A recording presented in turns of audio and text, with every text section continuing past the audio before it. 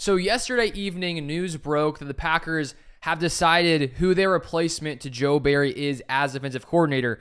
And unfortunately, it came out right when I was about to film a podcast with my friend last night in person. And so it has taken me a little longer to get this video out. But I wanted to make sure I understood sort of who Jeff Hafley is, his experience as a defensive coordinator. So in this video, I'm going to go through his history, go through some schematics about what we could potentially see from Hafley. And I, for one, I'm not an expert on defensive scheme, things like that. So I found about 3 other people who have more knowledge on that area of the game, and I will share some of that just to give a full, broad picture of what the Packers are getting in defensive coordinator. And just sort of my overall takeaway from all the information I've come across the past few hours this morning, because the second I saw the notification on my phone, it was like Packers hiring Jeff Hafley as defensive coordinator.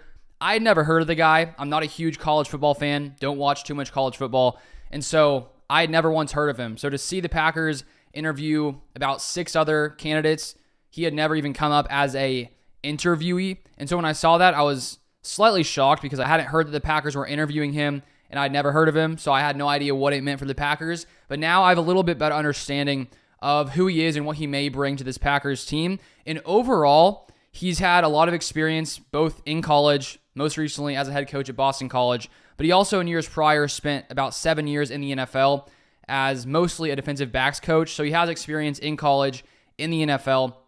It seems like he's going to bring a more aggressive style defense than we witnessed under Joe Barry's tenure here in Green Bay. It looks like he is, more willing to have his corners play up close, press man coverage, and considering I think we have some solid physical corners like Jair Alexander as well as Carrington Valentine, that should be interesting. So I like it. It also sounds like he's a good communicator. I saw a clip from Richard Sherman, who was under him in San Francisco on the 49ers.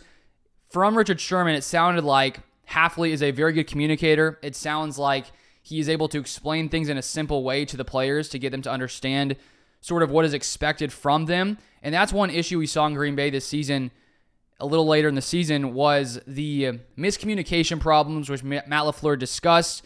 And for whatever reason, the Packers in the secondary were having some miscommunication errors. So hopefully he can bring something new here and allow this defense to really understand their roles, what they're supposed to do. And so here is where the news broke from Pete Thamel. Boston College coach Jeff Hafley is expected to become the new defensive coordinator of the Green Bay Packers. Hafley has brought BC to bowl eligibility in 3 of his 4 years. So looking at his history, he first started off as a college receiver, played there for Siena College. He then went into coaching at the college level. First off was a running back coach in his first year, and then from then on, he's moved on to the defensive side of the ball. He was defensive assistant and DB coach, different places in different years, from 2001 to 2012 in college at Worcester, Polytechnic, Albany, Pittsburgh, and Rutgers. And then in 2012, he decides to go from college to the NFL. He stays in the NFL for 7 years. He first joined the Tampa Bay Buccaneers in 2012 as the assistant defensive backs coach. Next year in Tampa Bay became the defensive backs coach. Then after that in Tampa Bay, he goes on to the Cleveland Browns, where he was the defensive backs coach for 2 seasons. He's then hired by Chip Kelly and the 49ers in 2016 as a defensive backs coach and stayed there for 3 seasons. So he has a ton of experience when it comes to coaching defensive backs. It seems to be his specialty, considering during his time in the NFL, that's mainly what his role was to coach the defensive backs. Then after that 7-year stint in the NFL, he decides to go back to the college level, and in 2019 moved back to college, became the co-defensive coordinator at Ohio State. And this is from Tom Silverstein. He says this: the Buckeyes defense ranked number 1 nationally in yards per play, number 2 in total defense and passing yards allowed, and number 3 in scoring defense and sacks. And apparently the year before, I think Ohio State's defense was around 70th in total defense. So their defense got much better when he became the co-defensive coordinator. And then in December of 2019, after that year with Ohio State, he was hired as the head coach of Boston College, where he coached for 4 seasons. His overall record was 22-26. So he had a little bit of success, but overall wasn't the most successful tenure there. But he did have 3 separate bowl appearances. And then I came across some interesting information, more from Pete Thamel, who broke the news at first, about why Hafley is deciding to leave Boston College. He says this: he wants to go coach football again in a league that is all about football, a source told ESPN. College coaching has become fundraising, NIL and recruiting your own team, and transfers. There's no time to coach football anymore. A lot of things that he went back to college for have disappeared. And I was also watching an interview earlier this morning, and in the interview, he said that he wanted to find a way to coach more defenses, and he noted that as a head coach in college football, he had so many different roles, things he had to take care of, and he wanted to find a way to coach, defense more as he used to, and it sounds like he found a way. Now coming to Green Bay, will clearly only be focusing on defense as a defensive coordinator. And then here's a lot more information from Tom Silverstein of PackersNews.com. And I want to go into this. He has some interesting information from different sources as to why Hafley left college, why he's coming to Green Bay, things like that. So from Tom Silverstein here. Hafley's position at Boston College was not secure, according to a source close to the program. He might not have made it past this season were it not for the team going 6-6 and making it to the Fenway Bowl, where the Eagles beat number 24 SMU 24-13. Prior to that victory, BC had lost 3 straight conference games. The source said Hafley had 2 years remaining on his contract at just under $4 million per year. His 2024 season wasn't shaping up very well because he was losing key parts of his team to graduation, the source added, and he might have been looking to get out. It's likely his salary will be similar in Green Bay. The Packers may have to pay to buy out Hafley from his contract with Boston College. Hafley's best year defensively at Boston College was in 2021 when the Eagles ranked 3rd nationally in passing yards allowed and were ranked in the top 30 in total defense, red zone defense, first downs allowed, and third down percentage. His team went 6-6 that season. In 2022, the Eagles dropped to 100th in scoring defense, 67th in yards allowed, and in 23 ranked 86th in scoring and 70th in yards allowed. Hafley's hiring will likely mean some changes on the defensive staff. LaFleur has told the assistants they are free to explore other options, a source said, but he probably will have to sit down with Hafley and find out how many coaches he wants to bring in from outside. When Barry was hired, LaFleur kept everyone on staff and didn't let Barry bring in people he knew and trusted. So there's a lot of information to dissect there. And when we look at his time in Boston College, he had a little success in 2021 when you look at the overall defensive stats, but it was pretty unsuccessful in 2022, as he said, 100th in scoring defense. And so just because, though, in college when, maybe he didn't have the best players possible on the defensive side of the ball, he's coming to Green Bay where there is a ton of talent. And so I would assume LaFleur made this decision with the belief that this is the best possible scenario for the Packers defense because, when you're a head coach, you pick a defensive coordinator, your job is on the line if that guy fails in the future. And we've seen Matt LaFleur have some, a few different stretches of defensive coordinators here with Mike Pettin, Joe Barry, who LaFleur picked, and now here we have a new guy after Barry for 3 seasons in Jeff Hafley. So there's no doubt LaFleur believes in Hafley, even though some of his defenses at Boston College weren't great. He probably believes in the kind of coach he is, and that if he comes into Green Bay with the talent the Packers have, he probably assumes that Hafley can lead a successful defense, which Hafley did back in 2019 with Ohio State, probably a more top-tier program in college as the defensive coordinator. And then moving on here, I want to get more into the scheme, and as I said, I want to share some information from other people who have a greater understanding of such things. And so first off here, I want to take a look at Christian Watson's dad, who actually played in the NFL. He was drafted by the Packers back in 93, spent time with the Chiefs, Giants, and Eagles, and he was a safety. And I think because Christian Watson is on the team, he seems to post a lot about the Packers specifically. And so he had an entire breakdown on what he saw in the film of watching some of Hafley's defenses. And so I thought it was super interesting. So I want to share that here. And I'm probably going to say his name wrong, but on Twitter, Tazim Wajed, probably didn't say that right, but that's his Twitter there, NFL Hitman 33.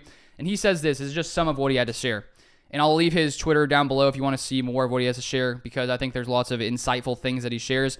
He says this: as some of you have probably surmised by now, I'll first share that my approach to really developing an opinion upon which I can place my conviction when it comes to the sport of tackle requires hours of breaking down game film and watching this guy's scheme succeed, including his in-game adjustments, demeanor, situational awareness, and how he calls the defense when he has a lead. With that premise, what I found on first impressions that I really do like a lot is that this coach is aggressive and loves in-your-face coverage that disrupts timing. With that requires pressure up front, working in conjunction with that aggression on the back end. The front will likely be a 4-3, which we already have the personnel up for up front. However, we must either sign or draft a true center fielder to play free safety. So it looks like Hafley is going to bring, as I said earlier, a more aggressive style defense, likely a 4-3. I have seen some question as to if that will be the case because he's had experience under both. Tom Silverstein noted that during his time in college and the NFL, he's been in both 3-4 schemes and 4-3. The Packers, of course, were more of a 3-4 scheme under Joe Barry, so it would be a switch to a 4-3 with Hafley if that's the way he decides to go. And also he shares how it's more of an in-your-face coverage that disrupts timing. And with Barry, while that happened at times, it was a lot more soft coverage. So it seems like Hafley will bring a more physical type coverage to the Packers based on what NFL Hitman 33 here had to say. And then a little bit more from Paul Brettel of Packers Wire says this. In a recent interview with Hafley, he discussed the importance of being able to adjust. Boston College led college football in single high safety looks during the 2021 and 22 seasons and still use it at a high rate in 2023, but Hafley began utilizing more cover 2 and emphasizes the importance of varying coverages, including playing press man to keep the quarterback off balanced. Then he goes on here, you've just got to stop the quarterback run game. When I talk to my friends in the NFL and we talk defense together, it's almost a different game. The quarterback in the NFL, they're going to run it in big moments or in the red zone or on third down or in a championship game, right? But you can't do that week in and week out. You've got to account for an extra guy, so you've got to change. And so just because we saw, we may have certain ideas about what he did in college, he knows that the NFL game is different. And so I think that that's why we don't fully know maybe the scheme he's going to bring because he may adapt to the NFL game. And I would assume that LaFleur had an idea of the kind of defense he wanted to see. And I'm guessing Hafley at least aligns with LaFleur on what their plan is going forward for the way that he wants to run this defense. Then here's a final note on scheme I want to share from Dusty Evely on X on Twitter. He shares some very interesting information from, I think, what he saw on film. And he says this, a couple quick thoughts from 2023. Aggressive doesn't always mean press. They played their corners off a decent amount, but they were quick to trigger down while keeping sound in coverage. Pretty fun third down blitz package. Lots of delayed blitzers through the same gap. And I think we saw more of that from Barry late in the season, but it looks like Hafley likely does that more often. Then here, I didn't see a ton of linebackers mugging up front, but they moved around a lot to create confusion. They also dropped a decent amount of dudes off the line to cut shallow crossers. They ran a lot of single high stuff, but got to it in creative ways. It's funny because despite his reputation, Barry ran more cover 1/3 than he did quarters over the last couple years. He just liked to operate from a too-high shell post-snap. I think Boston College actually played less cover 1/3 than Barry, but they lined up with one high more. Very few coverage breaks. Good communication, both pre and post-snap. There were quite a few times when they showed their pre-snap disguise a little earlier than you'd like, but everyone seemed to know where they were supposed to be, switched off assignments well. So I think one of the biggest takeaways there is the fact that, as I had said earlier, it looks like this defense communicates very well, and that was something that was missing from times for this Packers defense. Matt LaFleur honed in on it after some of those struggles against the Giants, the Buccaneers, a few of those teams. And so hopefully we can get a more, solid communication going for this Packers defense going forward with Hafley, who seems to, explain things well and make things simple enough for guys to be able to do easily. So all in all, I'm very optimistic about Hafley as the defensive coordinator here in Green Bay, just because of all of the experience he's had as defensive backs coach for years in the NFL already, time as a co-defensive coordinator at Ohio State, and then with Boston College as a head coach. And so he's bringing a lot of experience to this Packers team. And, the reason he came in here is because LaFleur believes he's the best option at defensive coordinator.